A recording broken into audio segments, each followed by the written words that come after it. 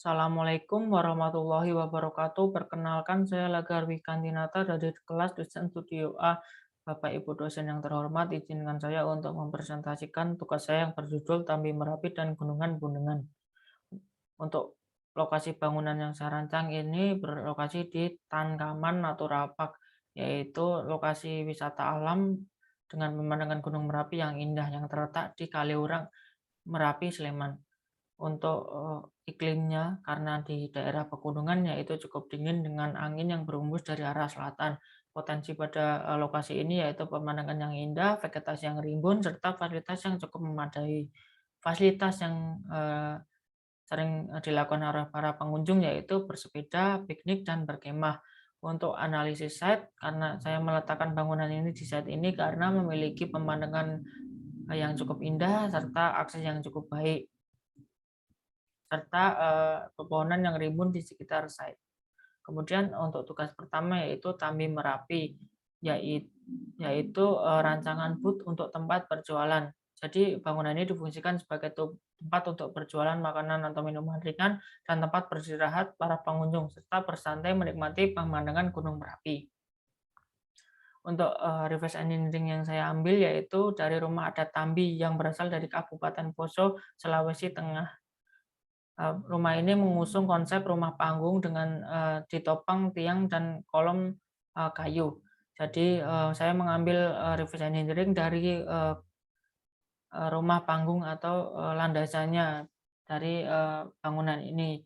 Landasan tersebut tersusun dari balok-balok kayu yang saling menumpuk mengunci satu sama lain karena memiliki sistem tagihan. Jadi memiliki sistem lubang yang diisi kolom-kolom lain sehingga saling mengunci memperkuat satu sama lain. Yang saya terapkan pada modul kayu yang saya gunakan. Jadi modul kayu ini memiliki lubang hingga satu sama lain balok hingga dapat mengunci, yang saya terapkan kepada seluruh bangunan dari landasan hingga naungan.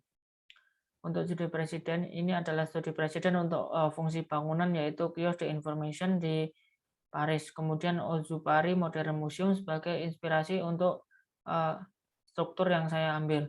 Untuk gambar teknik, jadi bangunan yang saya rancang memiliki panjang 4,5 meter dan lebar 4,5 meter. Kemudian untuk tingginya 2,6 meter.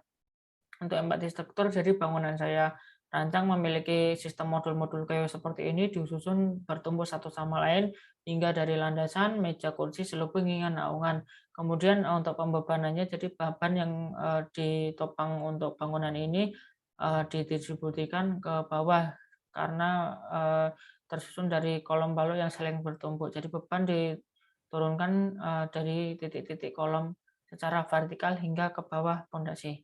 Kemudian secara empati fisiologis, bangunan saya merespon cahaya matahari dari pukul 10 hingga pukul 14.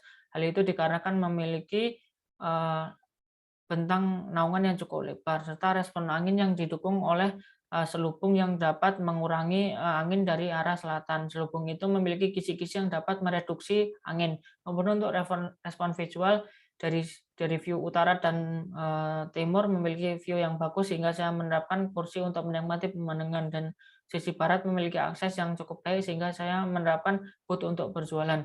Untuk empati visual, bangunan ini menggunakan konsep simetris yang mengedepankan fungsionalitas untuk bangunan ini. Kemudian menggunakan konsep warna monokromatik berwarna coklat yang berasal dari material kayu jati yang dapat menyatu dengan alam, dengan lokasi set sekitar. Kemudian untuk maket, jadi ini maket parsial.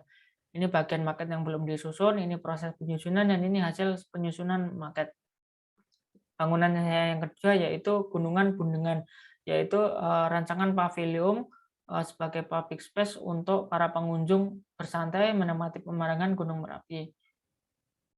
Untuk inspirasinya, saya mengambil dari bundengan, yaitu alat musik dari Wonosobo yang memiliki bentuk unik dengan menyerupai tameng dengan anyaman bambu dan memiliki suara yang unik karena menyerupai gamelan.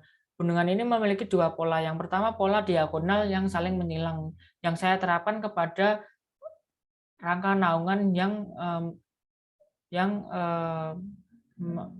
menerapkan sistem bendungan ini yang saling menyilang satu sama lain, saling menumpuk sehingga